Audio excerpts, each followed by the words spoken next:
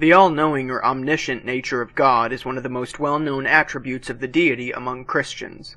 It is often acknowledged in issues pertaining to prayer, abortion, personal struggles, the end times, and more. Psalm 147:5 says that God's understanding has no limit, and 1 John 3:20 assures its readers that He knows everything.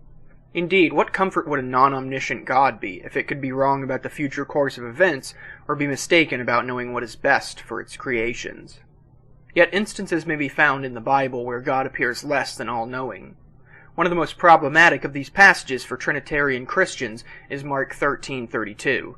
No one knows the hour of judgment day, it states, not even the angels in heaven nor the Son, but only the Father.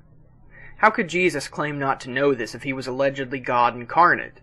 Apologists have proposed different explanations, such as the human part of Jesus speaking those words, or some kind of distinction between the Son and the Father, but these will only result in a schizophrenic portrait of Jesus or add further complication upon an already contradictory concept like the Trinity. In short, these proposals contribute nothing but sheer speculation.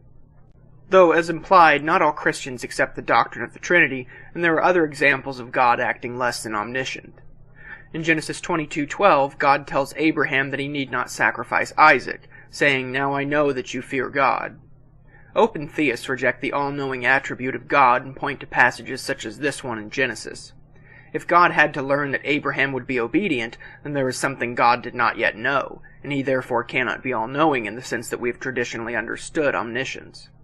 In response, apologists like Matt Slick argue that the test was not for God, but for Abraham, and the words, "Now I know," were not for God, but for the man who needed to hear God affirm his faithfulness. This is a perfect example of reading a predetermined conclusion into the text. Slick reasons that the passage is not about God learning anything because Slick already believes God cannot learn, since he is omniscient. Thus the only remaining explanation would be that God was trying to teach Abraham some vague, poorly conceived lesson.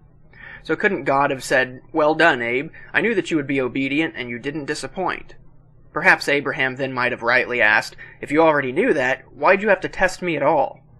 What kind of being would affirm the faithfulness of its followers to its followers by subjecting them to a test that asked them to murder their child? Even if God is omniscient, he certainly doesn't seem to mind causing psychological trauma in his creations, for little reason other than to show them that he's paying attention.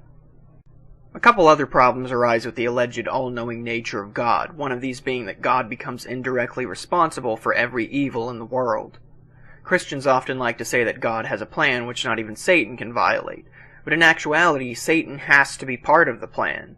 If God knew beforehand that creating Lucifer would unleash monumental suffering upon his creation, lead to the establishment of hell, and end with eternal agony for many of his beloved creatures, then why did God create Lucifer in the first place? The only explanations are that God either recognizes Satan as an integral part of his plan, or that God is not omniscient. In the case of the former, who is the real origin of evil and prince of darkness here, if Satan is merely a puppet? Lastly, one of the biggest problems with God's omniscience is that it negates the free will that is so beloved by many Christians. If God knows what we will do before we do it, and God is never wrong, then we can only act in accordance with how God already knows we will act. Many apologists have attempted to squirm out of this by claiming that God doesn't necessarily interfere with our free will, but this is irrelevant to this form of the argument. God need not intervene. By simply knowing what we do in advance, our action is limited to God's foreknowledge. Thus either God is omniscient and our destiny in heaven or hell is inescapable, or God is not omniscient and we are free to choose our own fate. Some believers, such as Calvinists, may have no trouble thinking that God predestined many of us for eternity in hell, but this raises another question of God's morality, in punishing us for that which we have no control or responsibility over. This is only a small sampling of how the Bible challenges the omniscience of its own God. In the next episode, we will examine the omnibenevolence, or all-loving attribute of Yahweh.